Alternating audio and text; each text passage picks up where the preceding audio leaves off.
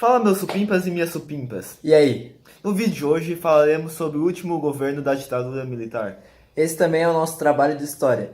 Ele fala do período entre 1979 e 1985. O presidente da época era o João Figueiredo.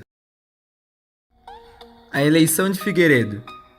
Na época da ditadura, as eleições eram indiretas, ou seja, o povo não podia votar. Exatamente, quem votava para presidente era apenas os parlamentares. Ou seja, o povo não tinha diretamente a liberdade para escolher seus representantes. João Figueiredo concorreu para presidente na eleição de 1978 pela Aliança Renovadora Nacional, ou ARENA, que era o partido da ditadura, na chapa com Aureliano Chaves para vice-presidente. Os adversários de Figueiredo eram o general Euler Bentes Monteiro para presidente, com Paulo Brossart para vice-presidente, ambos do Movimento Democrático Brasileiro, o MDB, que era a oposição. Com 355 votos, João Figueiredo foi eleito, ou seja, com 61,1% dos votos, contra 226 dados a Monteiro, que representa 38,9% do colégio eleitoral.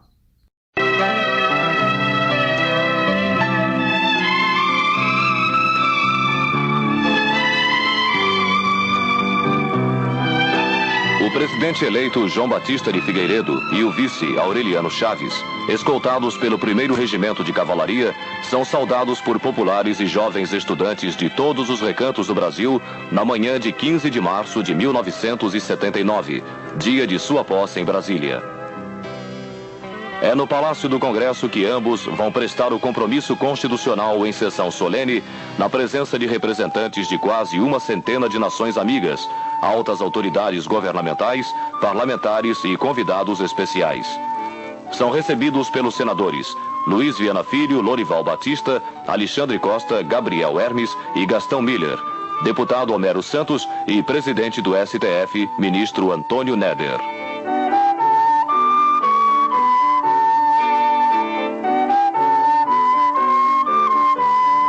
O novo presidente da República Federativa do Brasil faz o juramento. Prometo manter, defender e cumprir a Constituição, observar as leis, promover o bem geral e sustentar a união, a integridade e a independência do Brasil. O terceiro PND. Na área econômica, o governo Figueiredo sofria com os problemas econômicos gerados pelo fim do milagre econômico. Para superar os problemas econômicos, o novo ministro lançou o terceiro Plano Nacional de Desenvolvimento. Só que esse pacote ele acabou não tendo efeito, porque a recessão da economia mundial barrava a obtenção de novos empréstimos. Início da abertura política, a Lei da Anistia. Em fevereiro de 78 foi criado no Rio de Janeiro o primeiro Comitê Brasileiro pela Anistia, o CBA. O CBA foi o resultado da agregação de várias correntes políticas de oposição, liberais e de esquerdas democráticas, de familiares de presos, mortos, desaparecidos e exilados políticos, e também de setores progressistas da Igreja Católica. Um exemplo disso é o Dom Paulo Evaristo Arnes, que é natural da nossa cidade, Forquilinha. O problema da lei era que ela não punia as práticas contra os direitos humanos, que haviam sido cometidas durante os anos de maior repressão da ditadura militar. Além disso, essa lei ela não beneficiava quem participava de guerrilhas, porque eles consideravam que essas pessoas elas eram autoras de crimes de sangue, porém perdoava os agentes que realizavam torturas e assassinatos. O pluripartidarismo.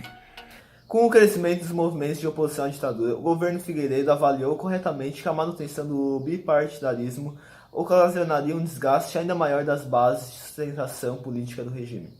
Por isso, o governo dele promoveu uma reforma partidária, onde acabaria com os partidos da Arena e do MDB. Nessa época surgiram o Partido Democrático Trabalhista, o PDT, e o Partido Trabalhista Brasileiro, PTB.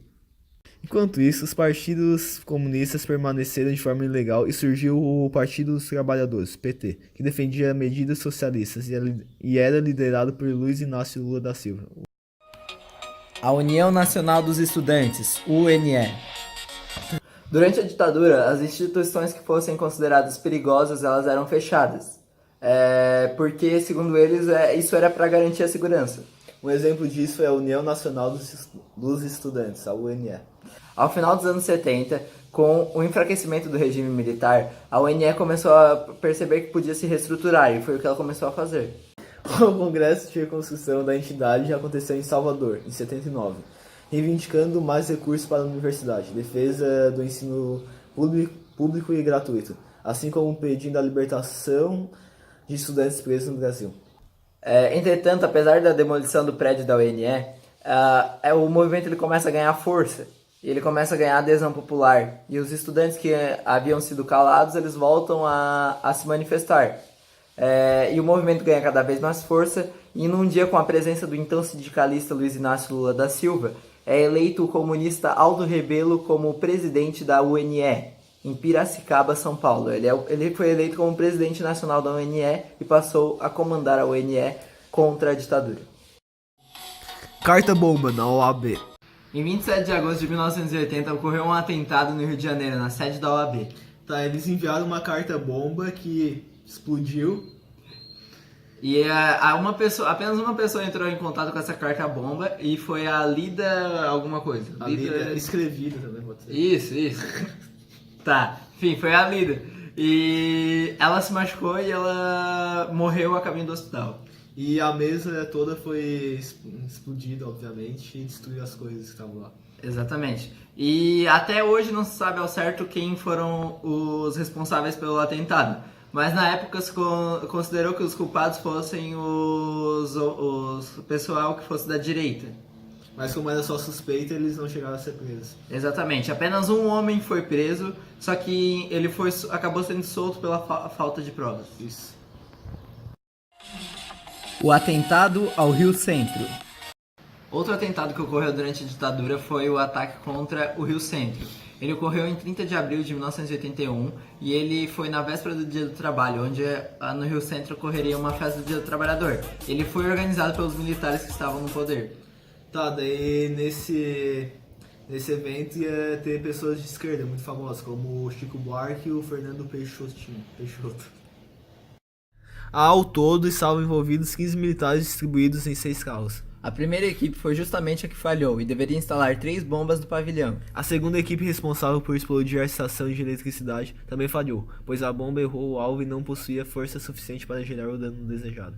A terceira e a quarta equipe estavam fora do pavilhão e seriam responsáveis por forjar evidências de que militantes de esquerda teriam sido os responsáveis pelas explosões. Para isso, prenderiam inocentes aleatoriamente e pichariam muros da redondeza com a sigla da Vanguarda Popular Revolucionária, que era VPR, movimento já extinto naquele contexto.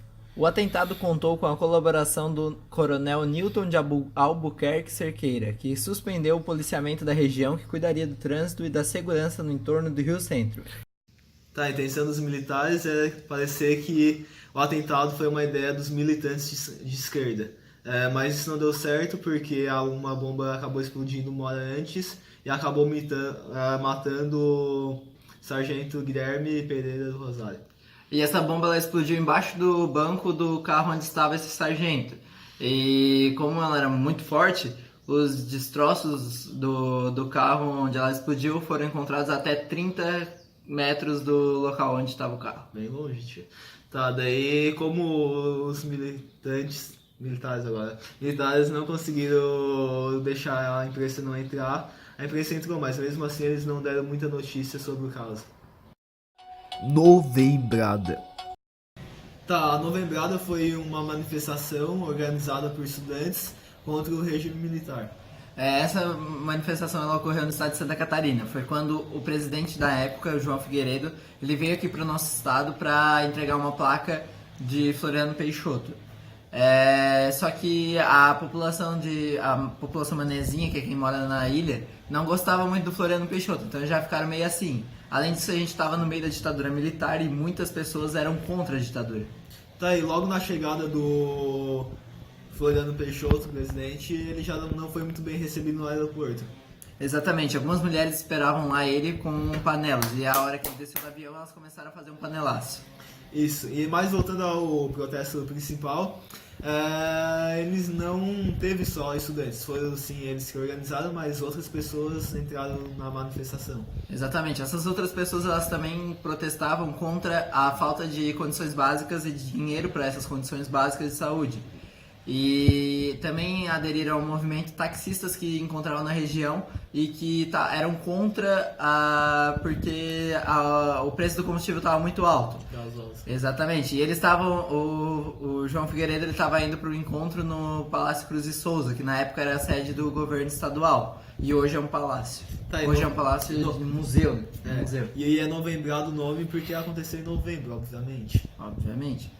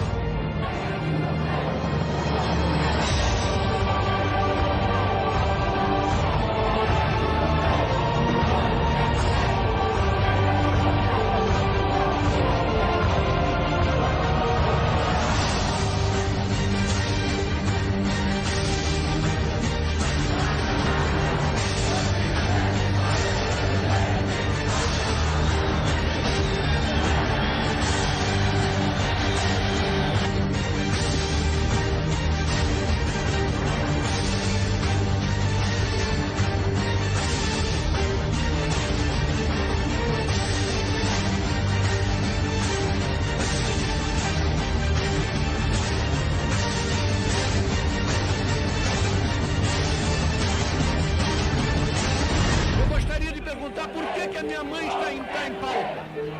Eles ofenderam a minha mãe. Por que isso? Por que essa baixeza? Ok, presidente, obrigado.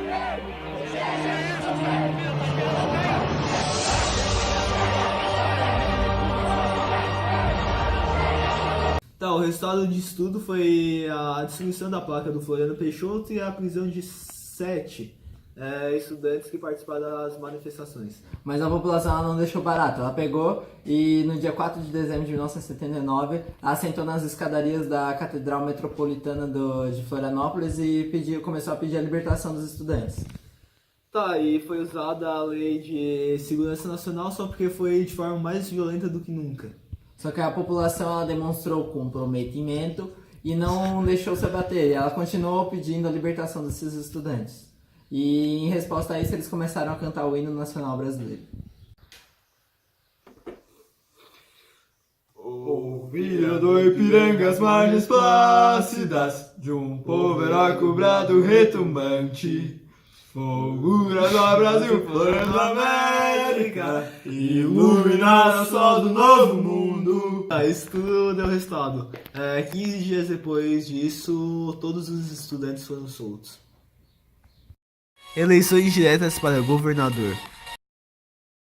Em 1982 foram convocadas eleições diretas para o cargo de governador, deputado estadual, deputado federal, senador, prefeito e vereador. Isso fazia parte da abertura proposta pelos militares. Em 15 de novembro daquele ano, os brasileiros tiveram novamente o direito de ir às urnas para conseguir escolher os seus candidatos. E mais de 58 milhões de brasileiros apareceram para votar. Só que nessa eleição o que valeu foi o voto vinculado, ou seja, o eleitor teria que escolher um candidato de um mesmo partido para todos os cargos em disputa. Sendo assim, por exemplo, se eu escolhesse um governador do partido PDS, que era o partido da ditadura, eu teria que escolher todos os outros candidatos do mesmo partido. Então, por exemplo, se eu votasse no governador do PDS, o senador tinha que ser do PDS, o deputado federal do PDS, o deputado estadual do PDS, o prefeito do PDS e o vereador do PDS. Tudo do mesmo. Todos do mesmo partido. Vitória da oposição. No geral, o partido PDS conseguiu quase o mesmo número de votos que todos os outros 4 partidos juntos, que era o PMDB, PDT, PTB e PT. Esse equilíbrio influiu na composição do colégio eleitoral em 85. E a eleição ela teve como resultado a vitória do partido da ditadura, que é o PDS, em 12 dos 22 estados. Mas mesmo assim, a oposição conseguiu vitórias importantes em certos estados. Os seus principais líderes, como Leonel Brizola, foi eleito no Rio de Janeiro pelo PDT. O Tancredo Neves em Minas Gerais pelo PMDB. E o Franco Montoro em São Paulo pelo PMDB. Esses 3 nomes tiveram grande importância, pois mais pra frente apoiaram a emenda Dante de Oliveira e o movimento das diretas já. Direta já e emenda Dante de Oliveira.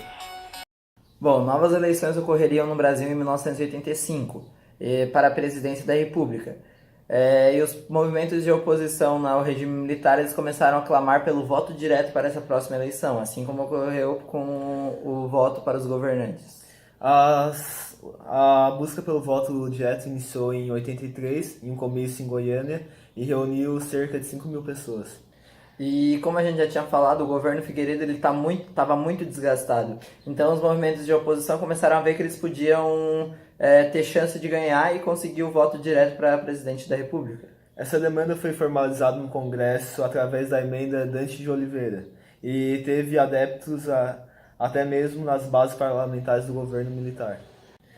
Proposta de emenda à Constituição número 5 de 1983. Artigo 74. O presidente e vice-presidente da República serão eleitos simultaneamente entre os brasileiros maiores de 35 anos e no exercício dos direitos políticos, por sufrágio universal e voto direto e secreto, por um período de 5 anos. Parágrafo único. A eleição do presidente e vice-presidente da República realizar-se-á no dia 15 de novembro do ano que anteceder o término do mandato presidencial. E essa emenda também contou com o apoio de diversos partidos políticos, entre eles o PMDB e o PT, e também de organizações sociais e sindicais. E o movimento ele obteve força assim para levar novamente o povo às ruas. Por isso buscava viabilizar a eleição, mesmo que fosse indireta, de um de seus candidatos. Contavam com o apoio de 10 governadores que haviam sido eleitos em 82, na primeira eleição direta para o cargo desde 65. São Paulo recebe outra vez José Richa, governador do Paraná, junto com o governador Franco Montoro, governador Leonel Brizola, do Rio de Janeiro, governador Montoro e Dona Lucia Montoro, presidente nacional do PMDB, Ulisses Guimarães, que acaba de chegar, presidente nacional do PT, Lula, que acaba de chegar também, Leonel Brizola, governador do Rio. Amanhã o nosso encontro é no Rio de Janeiro, tá certo? Todos já estão aqui e vamos falar já com vocês. Diretas quando, São Paulo? A luta não será fácil, mas a luta é possível e nós temos o coração cheio de esperança de que vamos vencer. Somos 120 milhões de habitantes. Este processo não vai parar. Aconteça o que acontecer em Brasília, podem construir os artifícios que quiserem, governo neste país só será estável, só poderá existir mesmo como o voto do povo brasileiro. E estes são os momentos que antecedem o final da grande manifestação de São Paulo pelas eleições diretas já. São Paulo, que fez a primeira grande manifestação em 25 de janeiro, faz agora a última antes da votação da emenda Dante de Oliveira. Está falando o presidente nacional do PMDB, Ulisses Guimarães. Terminou de falar exatamente agora o presidente nacional do PMDB. Aí está o Osmar Santos, que é o animador oficial. Falaram os governadores Tancredo Neves, de Minas Gerais, Leonel Brizola, do Rio de Janeiro, Franco Montoro, de São Paulo. Presença de uma grande multidão no Vale do Anhangabaú. São Paulo repete hoje o sucesso da manifestação do Rio de Janeiro. Bete Carvalho, os governadores presentes, todos os presidentes nacionais dos partidos, os políticos aqui, vocês todos, mãos erguidas, vamos concentrar e vamos cantar para finalizar a maior concentração da história do país, da América Latina. Parabéns, São Paulo. Vamos todos cantar o hino nacional brasileiro. Eu chamo Taiguara aqui também. E neste momento começa a ser executado já pela segunda vez, nesta noite, o hino nacional brasileiro no Vale do Anhangabaú. As autoridades presentes aí no palanque, com os braços erguidos, preparam-se para cantar junto com o público o hino nacional.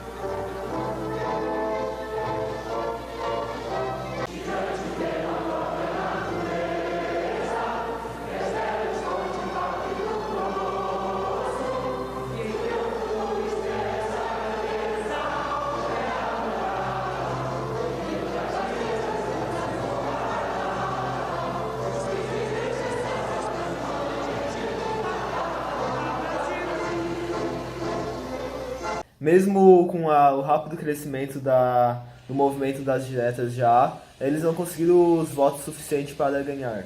Exatamente, eles conseguiram apenas 298 dos 320 votos que eles precisavam para aprovar a emenda, que também contou com 65 votos contrários, 3 abstenções e 113 ausências. Mas como eles queriam muito um candidato para concorrer, eles aceitaram mesmo se fosse de forma indireta. E com isso eles contavam com o apoio de 10 governadores que haviam sido eleitos em 82. Preparativos para eleições indiretas. Novas eleições foram marcadas para o dia 15 de janeiro de 1985. Mais uma vez elas seriam indiretas. Havia 3 pré-candidatos: Paulo Maluf, que seria o candidato do PDS, Ulisses Guimarães, que seria o candidato do PMDB, e Tancredo Neves, que seria o candidato do PP. As eleições nunca aconteceram. Maluf foi candidato pelo PDS, mas o Partido Popular, PP, se incorporou ao PMDB e Tancredo foi escolhido candidato. Durante o ano de 1984, o Partido Democrático Social, PDS, sucessor da antiga Arena, partido do apoio ao regime militar, escolheu Maluf para ser candidato, deixando insatisfeitos estes descontentes após a vitória de Maluf na eleição primária do PDS. Saíram do partido e formaram a chamada Frente Liberal. A Aliança Democrático-Liberal foi uma coligação entre o PMDB, principal partido de oposição ao regime militar, e os dissidentes do PDS que formavam a Frente Liberal. Esta dissidência acabaria por formar o PFL, atualmente o Democratas. Sarney, ex-presidente do PDS, se filiou ao PMDB, disputando o pleito para vice-presidente. Então, na eleição do dia 15 de janeiro, a gente teria Paulo Maluf, do partido que era de apoio da ditadura, contra Tancredo Neves, do partido de oposição, que era o PMDB. O PMDB ele não recebeu o apoio de todos os partidos de oposição. Ele recebeu o apoio de apenas alguns partidos, porque o seu vice-presidente era o José Sarney. E o José Sarney, até pouco tempo antes, era presidente do PDS, que era o partido da ditadura. Então tinha muita gente que não sabia mesmo se a eleição do Tancredo seria bom. E mesmo sendo indireta, a oposição ela mobilizou dezenas de pessoas e comícios em todo o país. O colégio eleitoral é formado por 686 políticos, entre deputados federais, senadores e delegados de cada Assembleia Legislativa do Estado. Ou seja, a eleição era indireta. Quem votavam era apenas 686 políticos.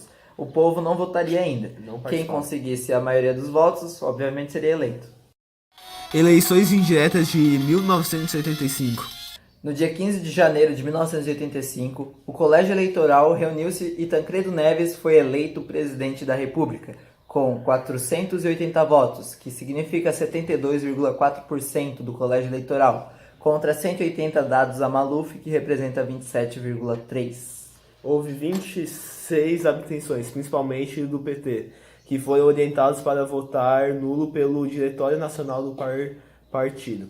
Só que o que acontece? O Tancredo ele teve que se submeter a uma agenda de campanha bastante exaustiva, porque ele tinha que negociar com parlamentares, viajar ao exterior, conversar com todo mundo para tentar conseguir mais votos possíveis, e ele acaba mais para frente adoecendo. O Tancredo recebeu votos do partido PMDB, que era o seu partido, da Frente Liberal do PDS, do PDT, do PTB e 5 dissidentes do PT, que tinha 13 deputados. Expulsou esses deputados após a eleição. Então, por votar neles, foram expulsos. 2 deputados da oposição, no entanto, um do PDT e um do PTB, votaram em Maluf. Tancredo Neves, o novo presidente. Neves, uma revelação surpreendeu. O povo estava comemorando a eleição de Tancredo, porque vinha nele a volta da democracia e dos seus direitos. Mas Tancredo vinha sofrendo de fortes dores abdominais nos dias que antecederam a sua posse. Aconselhado por médicos para o tratamento, teria dito: façam de mim o que quiserem, depois da posse. Tancredo temia que os militares da chamada linha dura impedissem a sua posse ou a posse do seu vice-presidente. A própria sociedade temeu o vice-presidente, que era o José Sarney, ex-membro do partido da ditadura, pudesse atrapalhar a democracia. E Tancredo, então, ele decide anunciar que estava doente apenas no dia da sua posse, 15 de março de 1985, quando já estivessem em Brasília os chefes de Estado de outras nações, porque daí seria mais difícil uma ruptura política. A sua grande preocupação com a posse era respaldada pela frase do Getúlio Vargas: No Brasil, não basta vencer a eleição, é preciso ganhar a posse. Só que no dia anterior à sua posse, na véspera da sua posse, em 14 de março de 1985, ele acaba adoecendo enquanto ele estava numa cerimônia religiosa no Santuário Dom Bosco, em Brasília. Ele foi às pressas para o hospital e foi internado no Hospital Base do Distrito Federal. Tancredo tinha seu primo Francisco Dornelles, indicado à época para assumir o Ministério da Fazenda, que não se submeteria à operação caso não tivesse a garantia que Figueiredo empossaria Sarney. Só que daí o primo dele, o Dornelles, ele acaba garantindo ao Tancredo Neves que o Sarney iria tomar posse. Mas devido às complicações cirúrgicas, o estado de saúde se agravou. E ele teve que ser transferido no dia 26 de março para o Hospital das Clínicas de São Paulo. Enquanto isso, em 15 de março, o José Sarney ele foi impostado como presidente interino do Brasil. E ele ficou assim até o dia 21 de abril, quando, infelizmente, apesar de todo o tratamento, o Tancredo ele faleceu vítima de uma infecção generalizada aos 75 anos de idade. No salto então, ele morreu. Às 10h25, o secretário de imprensa, Antônio Brito, desceu as escadas do Centro de Convenções Rebouças. Estava mais tenso do que nunca.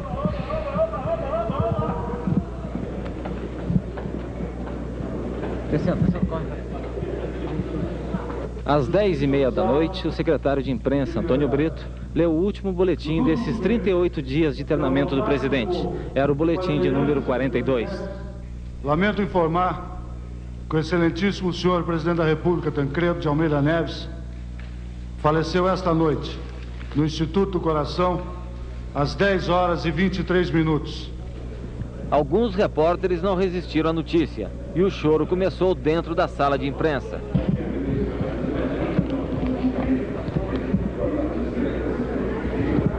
Lá fora, a tristeza do povo era a mesma e a tensão aumentava com a chegada sucessiva de autoridades. A volta da democracia. Das conspirações, o vice-presidente José Sarney assumiu a presidência.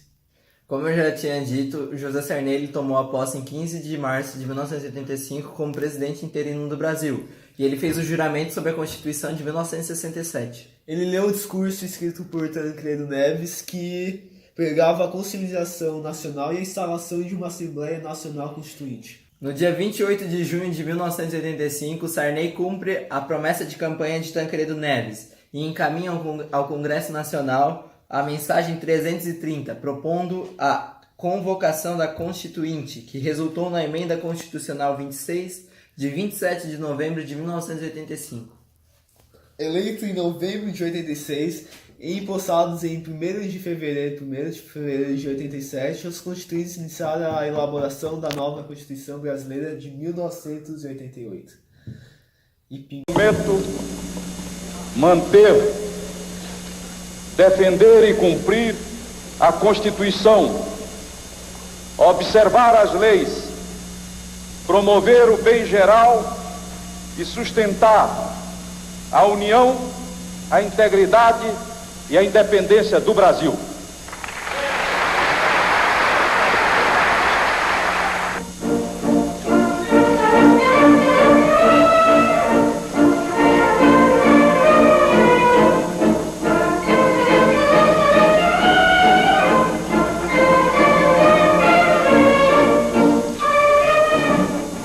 O presidente do Congresso, o senador José Fragelli, anuncia a presença de chefes de governo que vieram do mundo inteiro para a festa da democracia. Júlio Maria Sanguinetti, presidente do Uruguai. Daniel Ortega Saavedra, presidente da Nicarágua. Mário Soares, primeiro-ministro de Portugal. O presidente José Sarney se retira então para o Palácio do Planalto, onde vai dar posse ao ministério. Quando desce a rampa, encontra o povo que festeja. O presidente da Câmara, deputado Ulisses Guimarães, não precisou de automóvel. Foi carregado pelo povo. A caminho do Planalto, a maioria foi a pé. Alguns preferiram o estilo gaúcho. Teve até o ciclista. Coitado. Conseguiu subir a rampa, mas não entrou na festa. A segurança desceu a rampa com ele. Então, historiadores e historiadoras, esse foi o nosso vídeo sobre a ditadura. Verdade. Se vocês gostaram, deixa o like. E eu espero ganhar no mínimo 9 nesse trabalho.